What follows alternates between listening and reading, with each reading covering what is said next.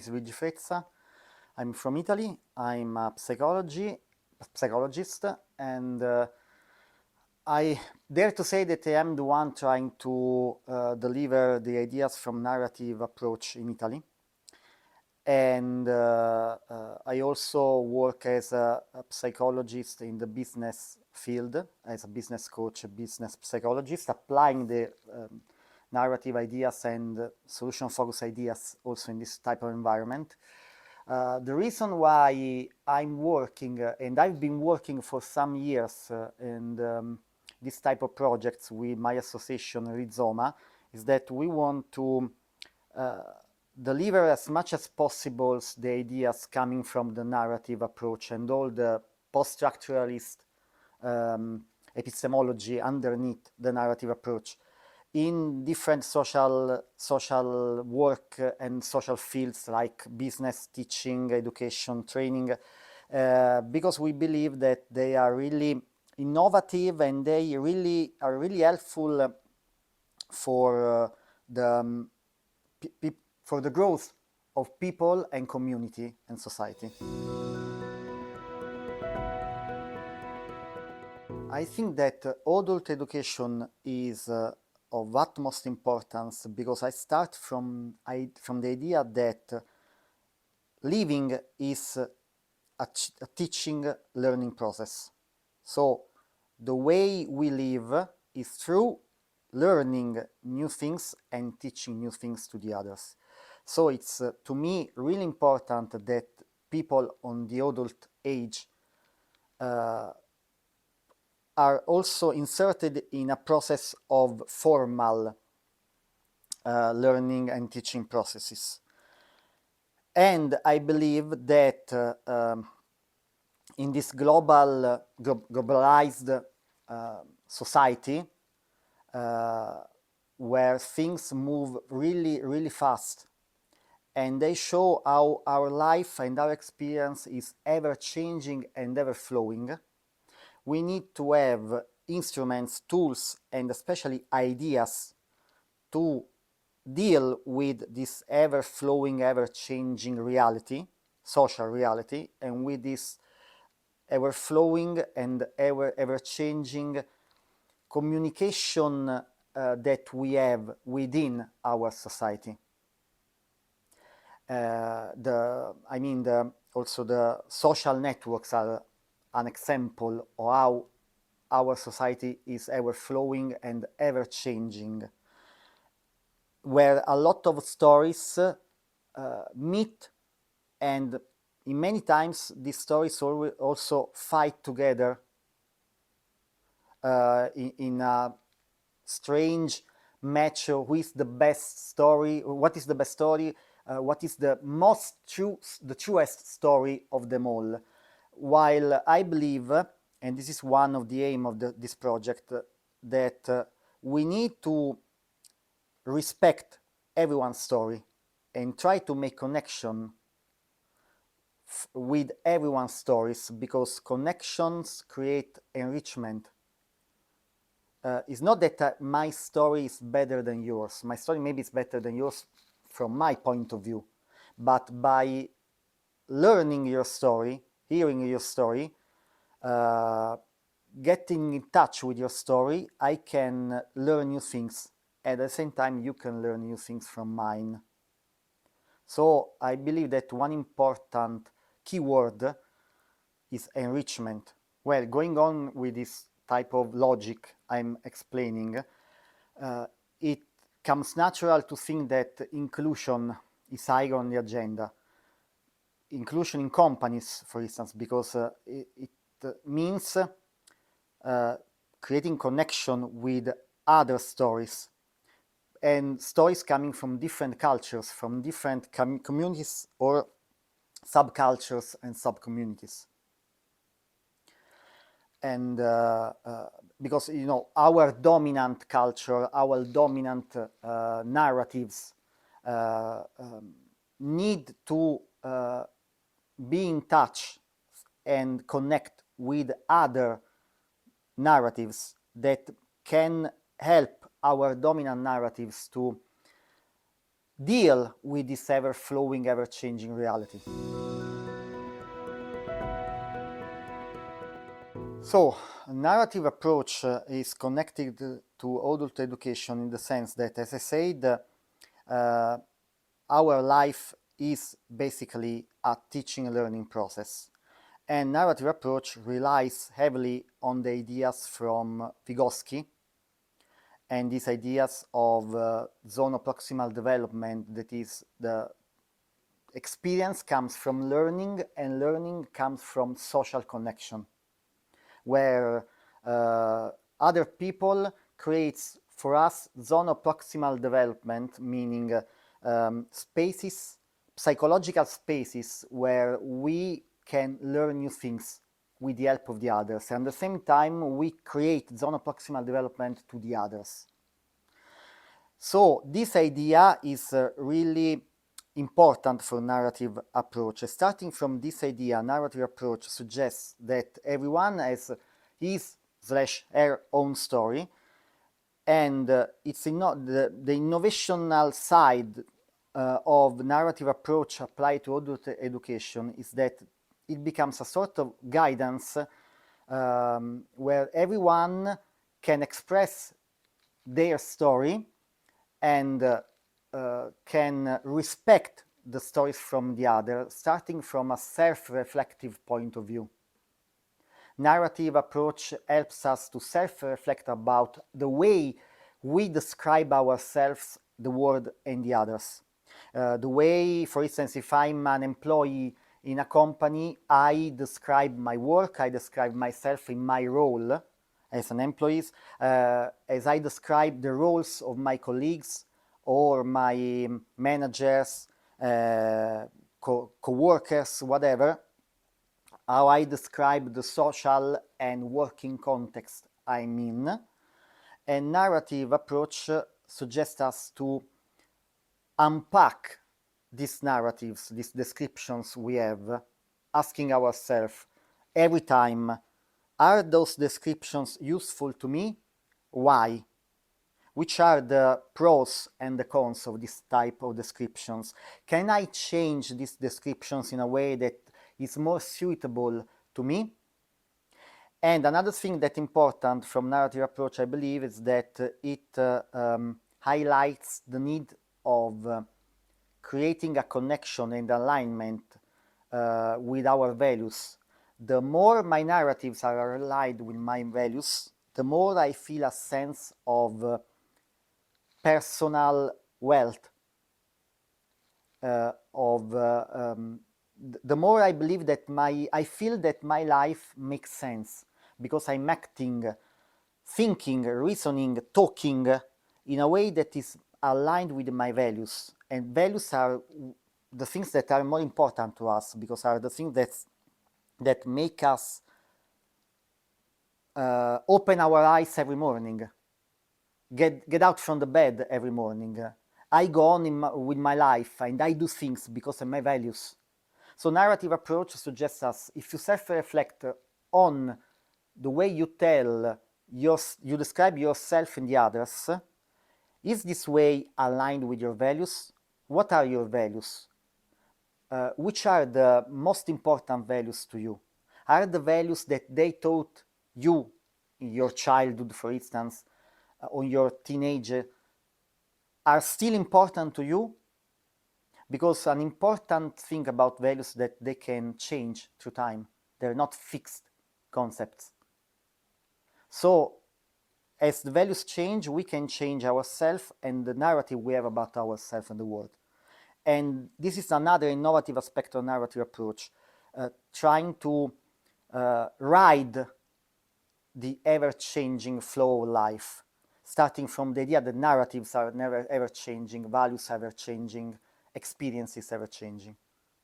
Narrative approach is about giving guidance, but giving guidance leading one step behind, creating a setting, a context, establishing a relationship where you are free to tell your story.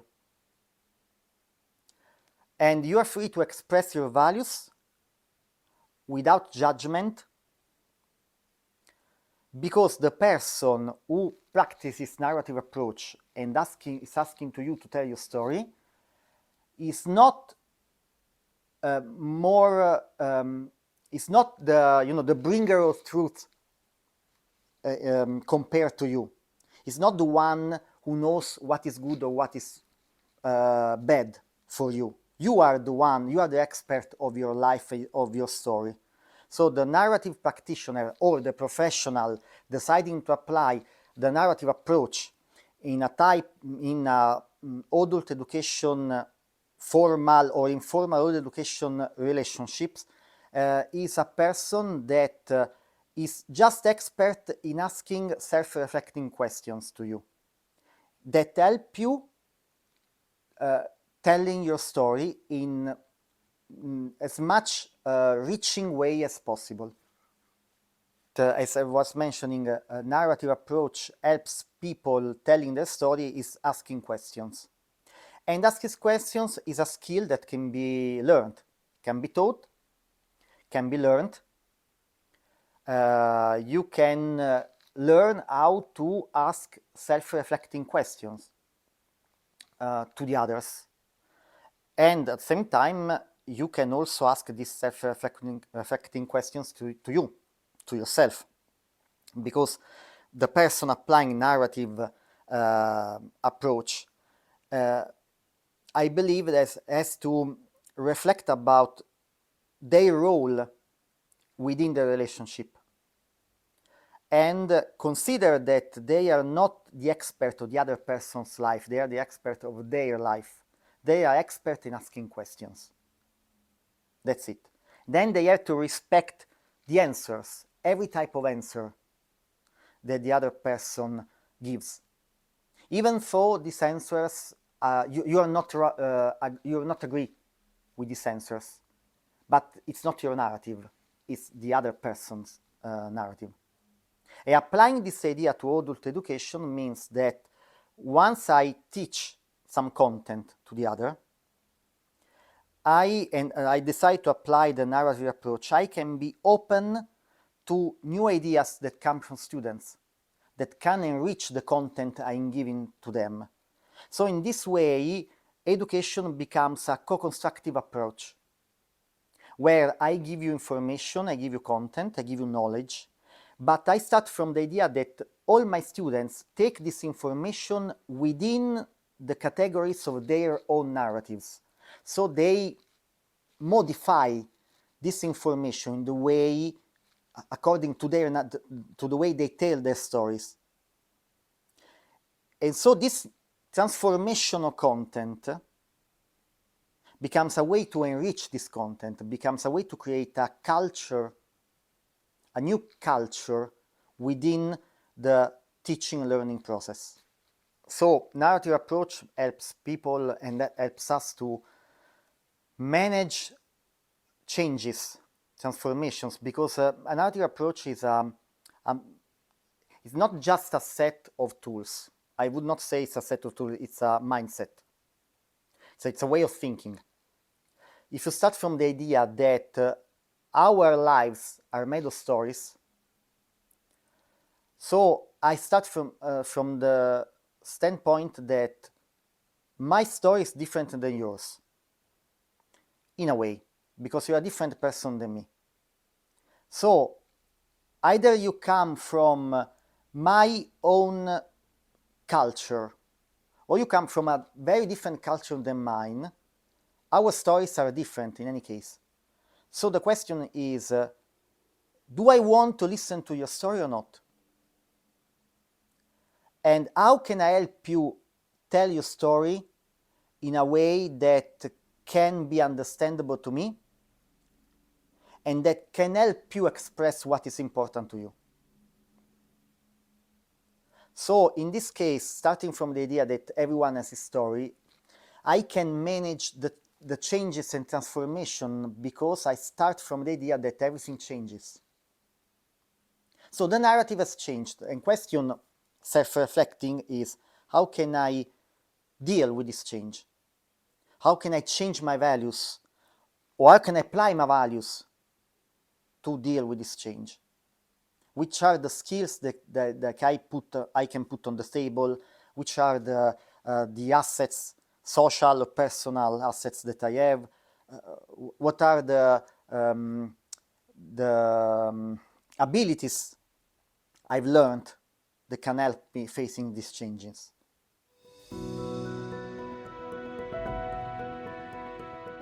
In the adult education field and the labor market, from my experience, I believe that one of the most important challenge is the gap of age and culture between people, older than me and to my age, or in the 30s, and the so-called digital natives. So people instead who are younger and were born in a context with Facebook already going, Twitter and whatever. They are very accustomed to using the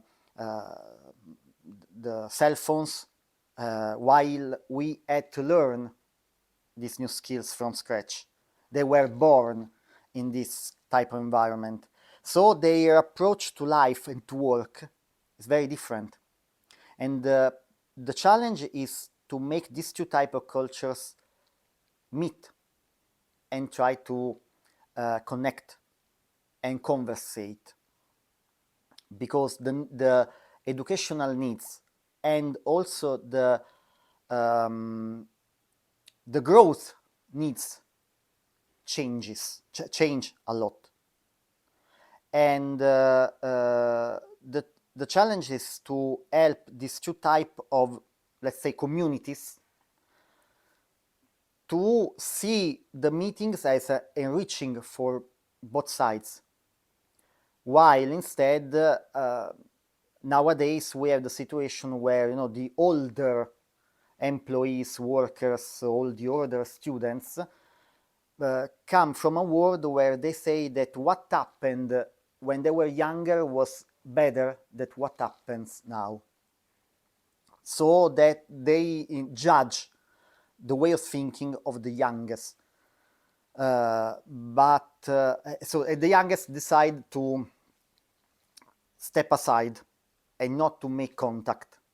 No, they call, in Italy, for instance, they call them boomer or son of boomers and things like that. But the question is that the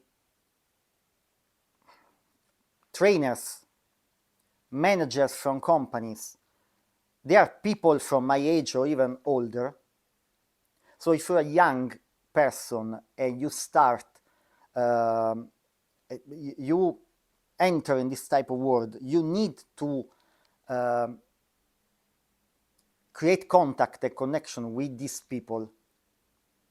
So the question is, how can you bring to what can you put on the table that can be seen as enriching for the older generation?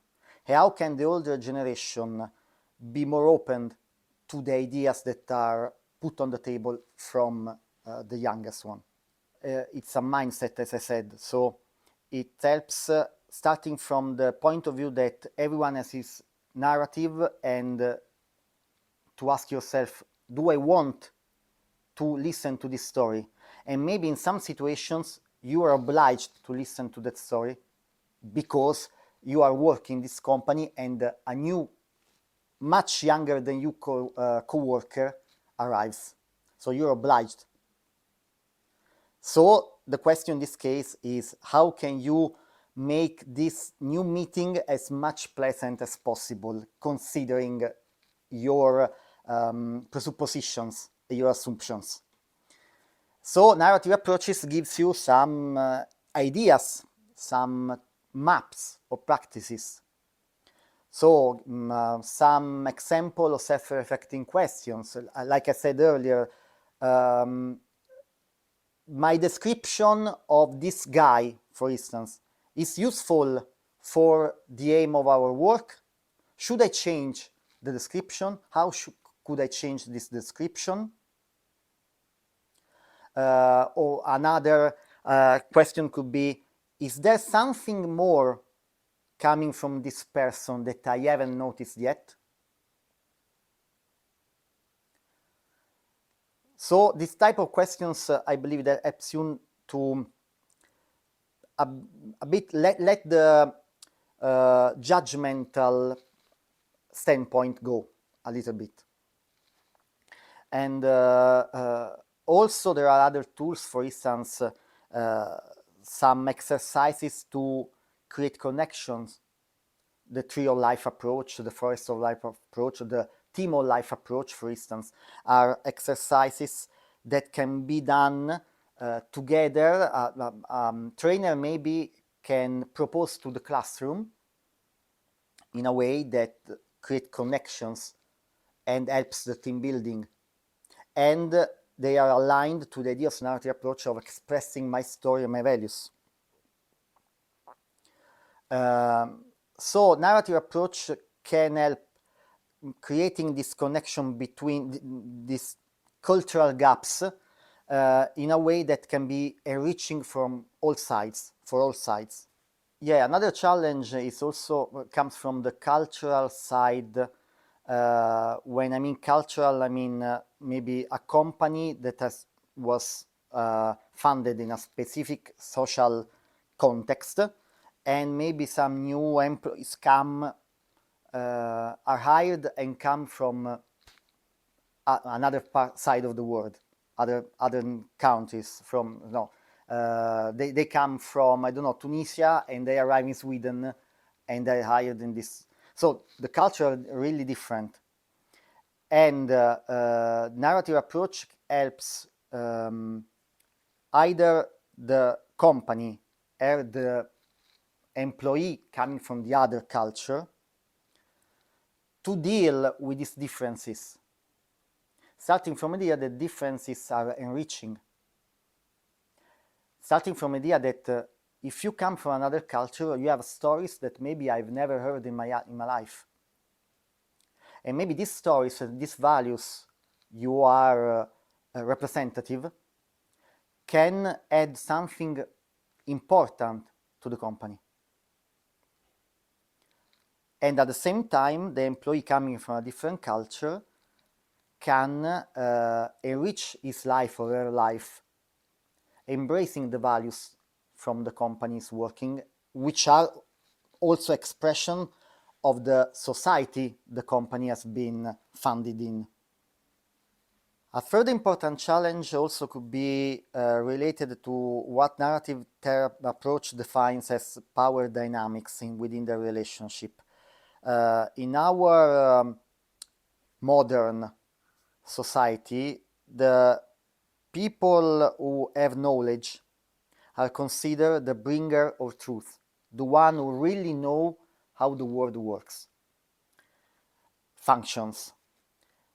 And the ones who really know how the world functions are the people with power in our society. And the question is that if I am a trainer and I give you knowledge, you can easily consider myself as a bringer of truth and a person who has more power on you.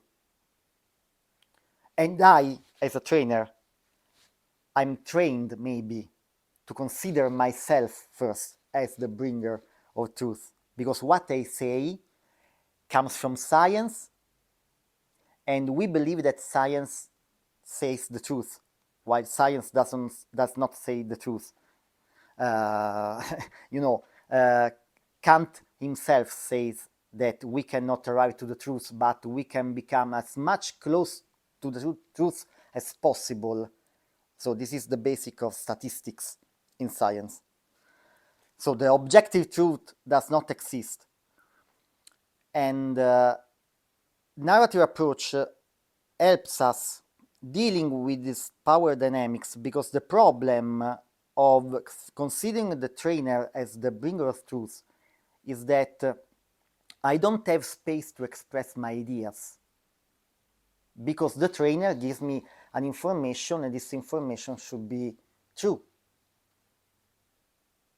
So I don't have space to reflect on the quality of the content I've been given,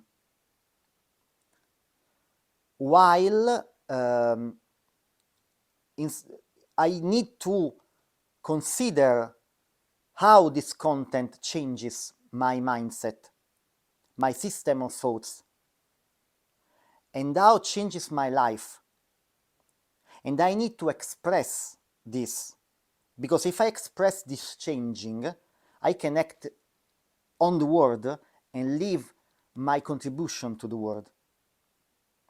So the narrative approach helps the trainer dealing with the power dynamics, highlighting that you are the trainer, you're not the bringer of truth. You are the bringer of your own truth. Your student is the bringer of his or her own truth. So it's two truths that are meeting. You can fight to see which is the most important truth, or you create a connection. Create something different, a third truth, a third system of knowledge that enriches the life of everyone. Narrative approach can help adult education trainers, mentors, coaches, first of all, by asking themselves self-reflective questions. So reflecting upon their role within the relationship. What's the position I want to assume? Okay, so if I need to give knowledge, I need to have an authoritative position because I need to give knowledge. But when it's useful instead to let this authoritative position go and be more collaborative, leading one step behind, or asking the students to lead me, expressing their ideas. Another self-reflective question could be, how can I create an environment where the knowledge is more easily and more effectively transferred? And this connected to the idea of zone-proximal development. So which type of zone-proximal development should I establish with that specific student or with that specific classroom, for instance? Which type of scaffolding of knowledge should I develop in a way that the knowledge is more easily and more effectively transferred to the students? Another question to me should be, am I aware of my role of power within the classroom, within my with my students, with my clients, if I'm a coach? Am I aware that maybe they believe that I'm the bringer of truths while I am just the bringer of my own truth, and I'm helping them to express their narrative? How can I effectively deal with the role of power that they are giving to me? And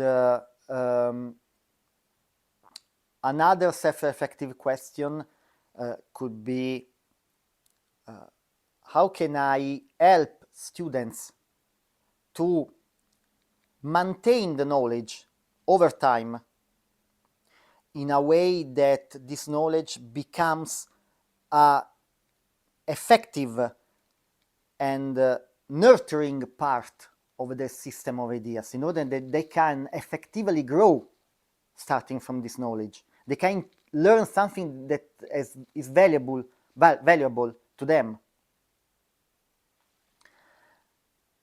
And there's also some other, I also mentioned exercises like the tree of life, the forest of life, the map of identity, for instance, which is another tool, let's say. It's not a tool in itself, but let's define it as a tool in this context that can help us supporting students to take as much as valuable and important from our knowledge for their life and their future.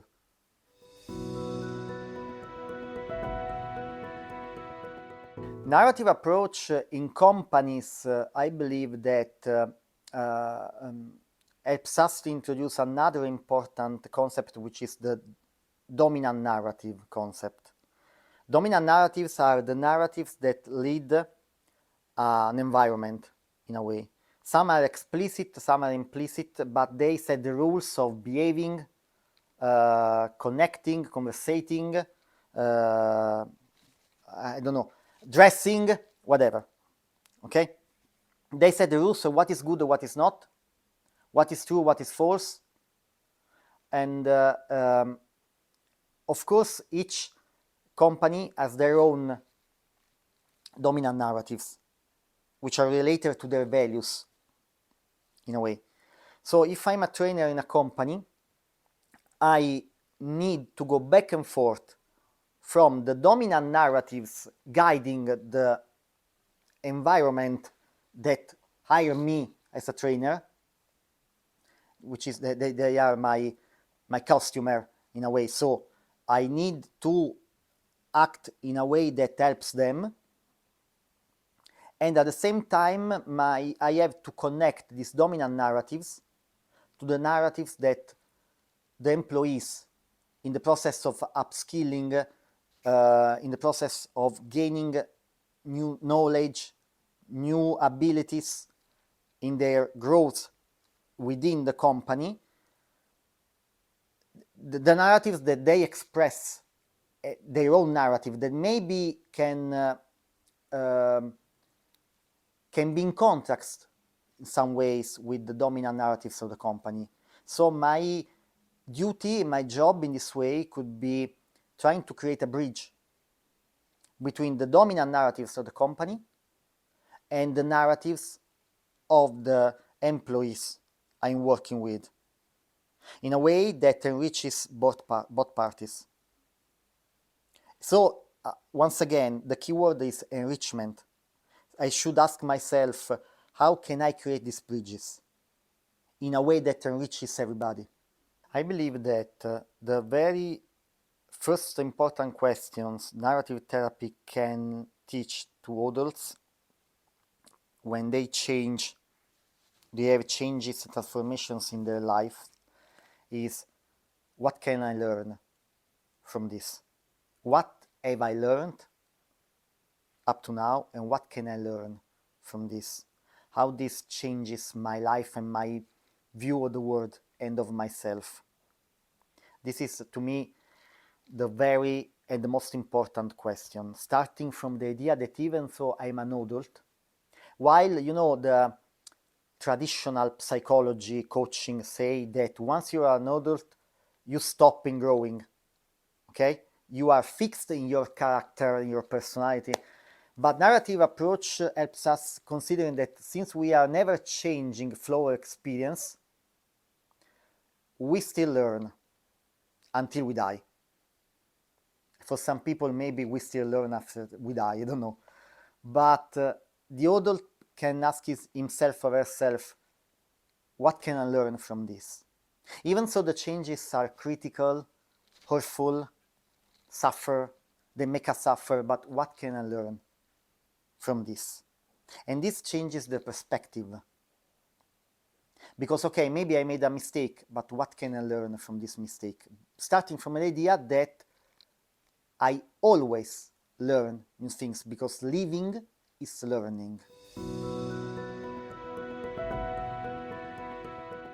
Dominant narratives are the narratives that have power in our lives and in our society, or in a specific environment. And as I said, they set the rules of what is wrong and what is good, what is true and what is false, what is good and what is bad, whatever.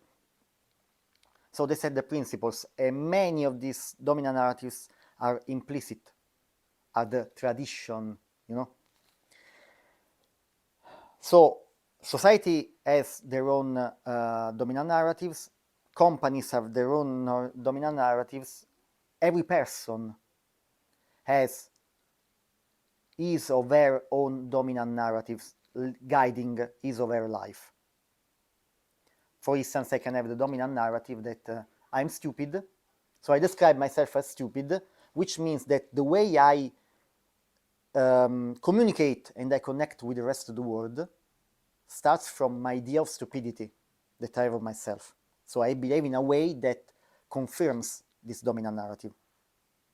So narrative approach helps us unpack these dominant narratives and see if I can create new narrative from myself, from the environment, from the company, whatever. Because the dominant narratives close our perspective, because just give us, it's like a lens we have to see the world. But we cannot see the world in itself as it is, in its complete richness, because it's impossible. So the dominant narrative is the standpoint from which I see the rest of the world. But I can change the standpoint. Sometimes the dominant narrative becomes our comfort zone, if even though they are not good, I'm stupid. It's not a good dominant narrative about myself. But it becomes a comfort zone because I'm accustomed to this narrative of myself. So changing the narrative becomes the challenge, because it means exploring a new territory of a different narrative I have about myself. And the same idea can be applied to companies, to the environments, company environments. So maybe some companies have dominant narratives that are not so functional for them. The dominant narratives need to be changed, but in a way you need also to change the values of your brand. But if you do this maybe it becomes more effective, more helpful, more supporting for your employees. And for instance, in company, one dominant narrative could be that the older employees believe that the way they have always worked is the best compared to the way the new, the young blood, the youngest employees want to work, the new ideas they want to apply to the company. So this dominant narrative creates, narratives create a fracture. This is why I was saying to establish bridges. That means, practically speaking, asking questions to unpack, deconstruct these dominant narratives. Who says to you that the way you always work so far is the best one? Okay. Why do you think that it is the best one? Could it possible to create another way of working which is effective in the same way your previous way of working was, but maybe helps you also creating bridges with the youngest employees? So this type of questions that helps you telling the story of this dominant narrative, how this dominant narrative have become dominant in your life, or in the life of the company, the life of society, so that we can see in which parts this dominant narrative are useful, which part they are not that useful. And we can modify them, unpack them, change them, delete them, whatever we want. Other examples on dominant narratives, I already mentioned the dominant narrative about the adult people. The dominant narrative that has also been delivered a lot from modern psychology is that once you grow up, your personality is fixed. Okay? And so it becomes a sort of block, you know, and you cannot be changed because, you know, you are too old for that. In fact, psychology talks about evolutive age, no? From childhood to teens to 18, 19 years old. Evolutive age. So it's an age of changing. Once you've reached that age, that, you know, cut off, you stop growing. This is a dominant narrative. I'm not that agree with it because it creates a problem, because older people says, no, I'm too old to learn new things. And comes along with it, I'm too tired to learn new things. I already have experience. I don't need anything more.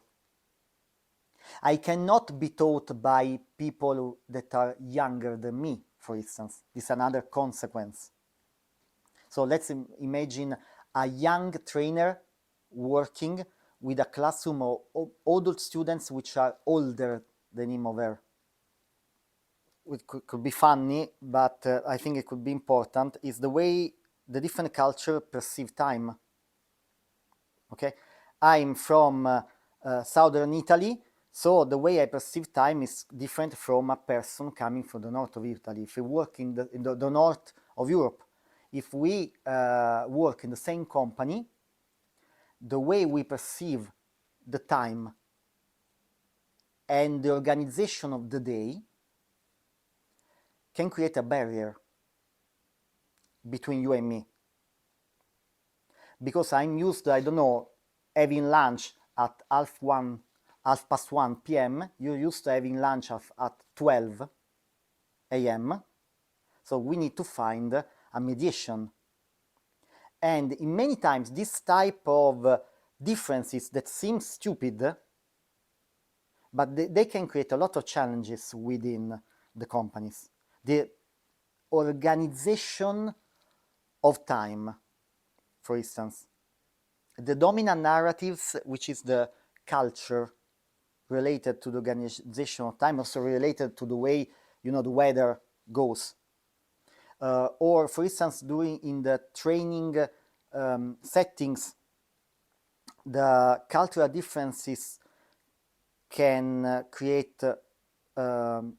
the dominant narratives related to culture can create a problem in the way you express the knowledge, the way you choose the language. Because maybe because of the differences in the language barriers, but also the choice of the word you use to express a concept can be seen differently. Because if you use a word that, I use a word in Italian and I talk to Italian people, they can understand also the, much more the semantic field underneath this word. If I teach in Italian to a person coming from another culture that has learned Italian, but cannot understand the semantic field like an Italian can do underneath that word, because they have their own semantic field coming from their culture, so it can create a barrier.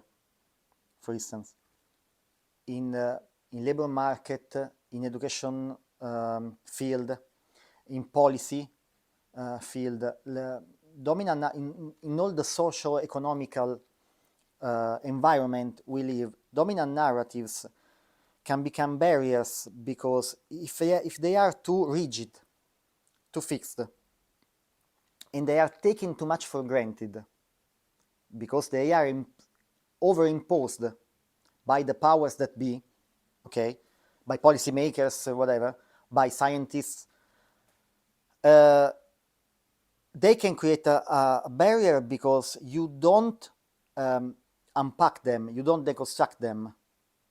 They become a fixed lens towards you see the words to them, but they cannot help us dealing in this ever-changing world and this globalization process when everything changes all of a sudden. So you cannot stay without dominant narrative, I believe, because you decide to have a standpoint within the social system, and the standpoint you take, the position you take, becomes your dominant narrative, the way you see the world. But you need to learn to change your perspective, so to change your position within the system. And in a way, we can say the narrative approach helps us change positions within the system every time we want. To feel free to do that. If you do that in a company environment, for instance, if you help employees to do that in a company environment, to change their perspective, they can bring every time new ideas. And they can, in the same way, they can also respect the values of the company. And you as a manager, if you change every time your position, you can be more open to inclusion, because you understand that you need new perspectives, a new point of view for your company. And adult education, to me, needs to help people to learn how to change perspective, to feel free to change perspectives every time they think it's appropriate for them or for the context that they are in. To go a bit further in explaining the theory underneath the narrative approach, according to the narrative approach, we have a narrative mind, in a way. That is that we create maps of the world outside us, but we cannot have an objective knowledge of the world outside us. So we create maps. The maps change over time. So the metaphor of narrative substitutes the metaphor of maps, because it addresses the fourth dimension, which is time passing by. So narratives are the maps we have of the world as time passes by. Okay?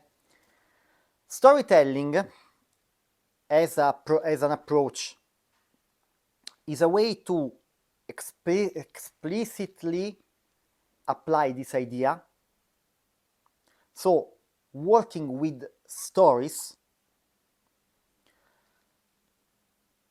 using stories as a way to help people self-reflect, as a way to help people grow personally, professionally, as a way to make therapy. So it's the explicit use of stories. While narrative therapy says that we are all storytellers in a way because we live through stories, storytelling is using maybe already established story or creating consciously stories, writing stories, delivering stories to help people. Storytelling is like zooming in a part of the narrative approach, deciding to explicitly focusing on stories. And I'm answering you with a story, so I'm explicitly using storytelling now. A couple of months ago, I worked in a school in my place, in my town, with teachers working with students from 14 to 18 years old. And they talked to me about a situation, a relationship between one of the teachers and one of the students. And the teacher said to me that he felt guilt toward the student because in the way he reacted to an action the student made. And I said to him, oh, this reminds me a story. The story is of Hercules, that he killed his wife, Megara, and his sons. So he felt guilt about it. And he had two ways. First one was dying because of the guilt. Second thing was to try to make amends of what he did. So he decided to go to the oracle, and the oracle said to him, if you want to make amends, you have to free the world from the monsters. So the so-called 12 fatigues of Hercules. He started this mission. No, he killed the Hydra, he killed the lion of Nemea, he helped Jason and the Argonauts, he put the columns of Hercules to establish the borders of the world. So he became the defender, the protector of the civilized world because of the sense of guilt. So it was a story to give an example to this teacher that guilt can be a way to remain in a sort of swamp where you're blocked, or can be a leverage to do something, to leave your mark on the world. So this is a way, for instance, a very simple way to use storytelling, which means that if you use storytelling, you need to have some knowledge about stories, about traditional stories, mythological stories, for instance, in this case. You can use examples, I don't know, you have read something about Superman, some comic book about Superman does something, and maybe somebody tells you about an event, and you can use that story to try to propose an interpretation of this event, to give ideas, suggestions. Okay, but to me, the use of storytelling is very personal, because it heavily relies on your background. So I read superhero comic books, so I often use this type of examples. But if you, for instance, are very interested in movies, you can use stories from movies.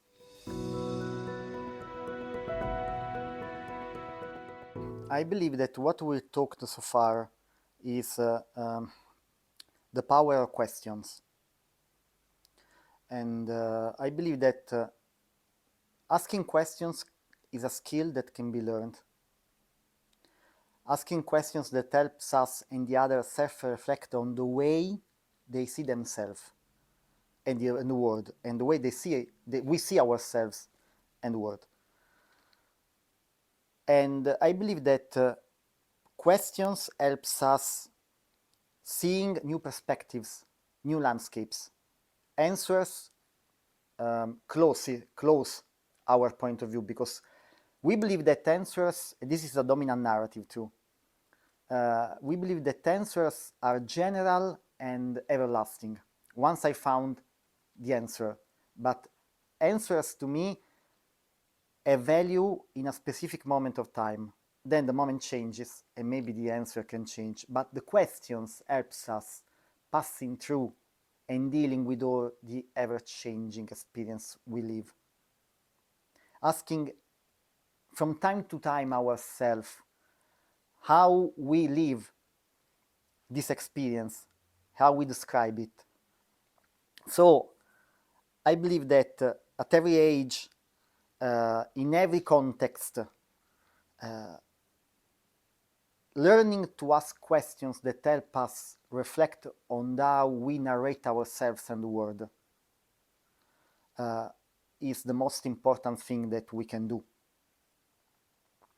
because they unleash the power of our stories. Questions helps us tell the story.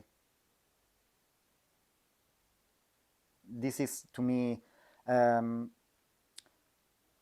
personally, I think that I will go on asking myself this type of questions until I die. This is a promise I made to myself, in a way, because the questions sometimes saved my life. When I was in a situation that I couldn't deal with, I asked myself, okay, what's the position I have in all of this? What is the standpoint I assumed? Is this standpoint useful to me or not? What can I change? And this is a way to start thinking what I can do to deal with the issues I'm having in that specific moment. And I think that this idea can be applied whether you are in a training environment, whether you are in a company environment, whether you are a single adult that has to take some important decisions for himself or herself, or for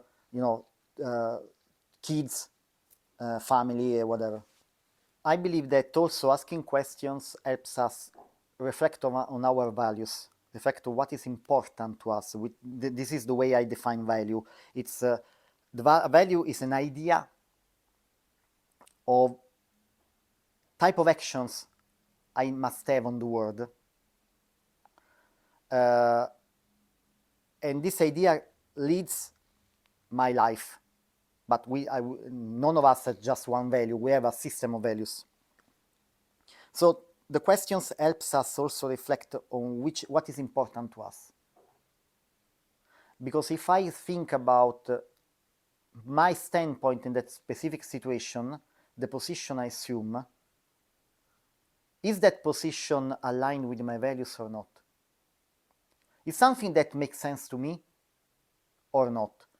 And if you think about it, there are different times when we assume positions that are not aligned to our values, because we believe we should have this position according to the dominant narrative we have about ourselves, the world, whatever, but deeply we don't think that this position works for us. But it has been told to us that that position works, which is very different. So asking questions also helps us to see what is important to me and what is not important to me in that specific moment, in a specific situation. And if you apply this idea, for instance, to company, sometimes I've been asked by companies to do courses about a certain topic, and ask them, are you sure that these topics are important to you? Are you sure that these topics are aligned with your values? Or do you want to do these courses because you believe they should be done because, you know, there is the fashion of doing this type of works? Because you have to see if this type of courses work with your specific working context. You need to see what is important to your specific working context to enrich your brand, not to do something because all the others are doing. So, at the end of this journey, I wish all of you, no matter your background, no matter the experiences you had, no matter the stories you developed about the experiences you had, to every time create your own story, become author of your story. Every time you believe it's appropriate, it's effective, it's useful to you. And the ideas we provide you in our workbook, all right, and in these videos are all ideas that help you reflect on how you can create your own story. And even though sometimes your own story is different from the dominant story they want you, all the people around you, the society around you, the company, want you to develop. Think about how you can create bridges between your story, the story you want to tell about yourself, and the story of the environment you live in and you have to deal with every day.